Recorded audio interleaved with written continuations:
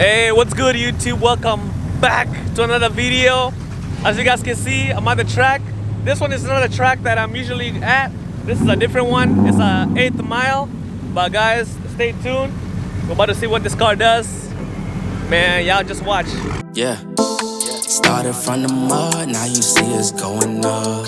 Numbers never lie, now you see us blowing up. People used to front, now you see them showing up. So what's up? I've been down and out, but look, keep it a buck, I don't. Always been one up on all of these. They be trying to front for all of these. I ain't got time cause they all in they feelings. Ice to the gang and we making a killing. It's 2020.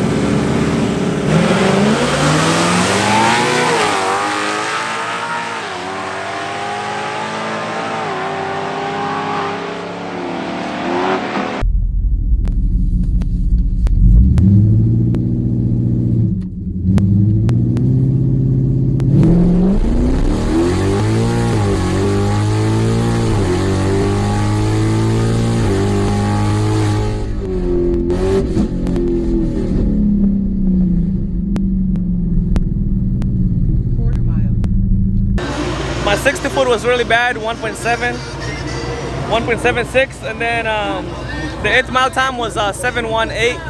So I'm gonna put that time slip on the video so you guys can see that too. But right now we're about to go for the second pass.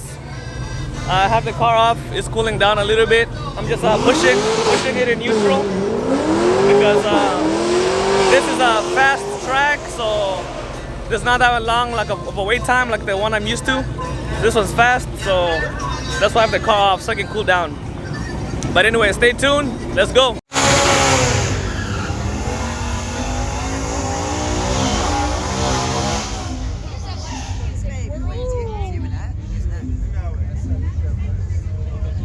Oh, he has a TikTok. Fair like.